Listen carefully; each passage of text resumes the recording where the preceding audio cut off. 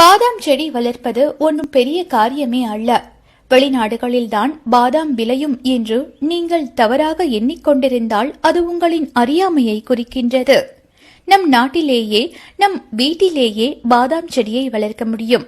ஆனால் அதற்கு சில நுணுக்கமான வேலைகளை நாம் செய்ய வேண்டியிருக்கும். பாதாமை முளைவிட வைத்தால் போதும், அது செடியாகி பின்பு மரமாகி அதிவிரைவாக உங்களுக்கு சத்துக்கள் நிறைந்த பாதாமை கொடுக்கும். வாருங்கள், பாதாம் செடியை எப்படி சுலபமாக நம் வீட்டிலேயே வளர்ப்பது என்பதை பற்றி இந்த பதிவின் மூலம் நாம் தெரிந்து கொள்ளலாம். பாதாம் நமக்கு நிறைய உடல் ஆரோக்கியத்தை வாரி வழங்கும் மிகப்பெரிய அருட்கொடையாக இருந்து வருகின்றது. தினமும் 2 பாதாம் சாப்பிட்டாலே உங்களுக்கு தேவையான எனர்ஜி கிடைத்துவிடும். முடி கொட்டாது, மேனி பளபளப்பாக இருக்கும், ஆரோக்கியம் மேம்படும். ஆனால் பாதாம் விற்கும் விலைக்கு தினமும் எப்படி 2 பாதாம் சாப்பிட முடியும் என்பதுதான் இங்கிருக்கும் பலரின் கேள்வி. 100 கிராம் பாதாம் 100 ரூபாய்க்கு விற்கின்றது. நடுத்தர குடும்பத்தினர் ஆசைக்கு 1 பாக்கெட் வாங்கி வந்து ஓரிரு நாட்களில் தீர்த்து விடுவார்கள்.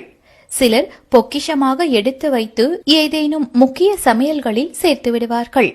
அவ்வளவுதான் பாதாமிற்கும் நமக்கும் இருக்கும் தொடர்பு. இந்த நிலை மாற பாதாமை நாமே உற்பத்தி செய்ய முடியும் என்பதை முதலில் தெரிந்து கொள்ளுங்கள். சென்னையில் கூட இன்று பல இடங்களில் பாதாம் மரங்கள் வளர்க்கப்பட்டு வருகின்றது. நம் நாட்டு மண்ணிற்கு பாதாம் மரம் தாராளமாக செழித்து வளரும். 1-2 பாதாம்களை எடுத்துக் கொள்ளுங்கள். அதை இன்று இரவு நீங்கள் ஊற வைத்தால் மறுநாள் காலையில் மற்ற வேலைகளை துவங்கிவிடலாம்.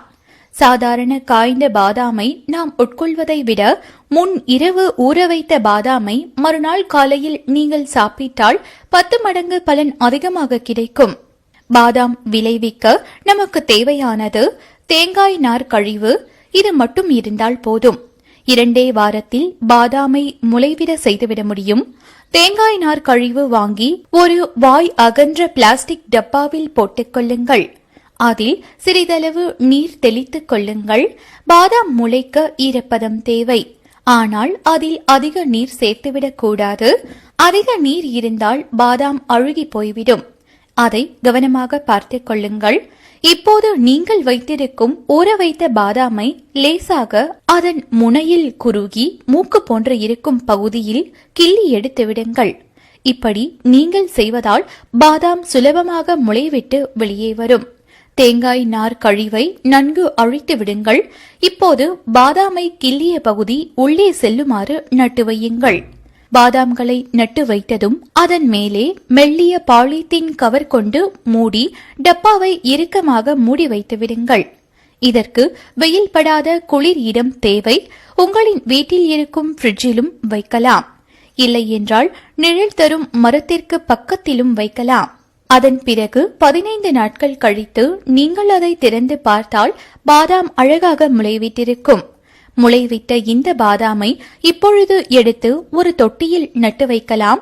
அப்போதுதான் செடி முளைக்கும். ஒரு சிறிய தொட்டியில் நட்டு வைத்து அடுத்த 15 நாட்கள் கழித்து பாருங்கள். இலைகள் அழகாக துளிர் விட்டிருக்கும். அவ்வளவுதான். 1 மாதத்தில் உங்களுக்கு பாதாம் செடி கிடைத்துவிடும்.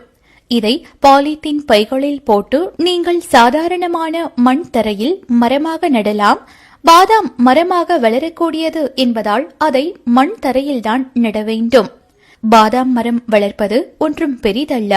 இதை முளைவிட வைப்பதற்கு நமக்கு தெரிந்திருக்க வேண்டும்.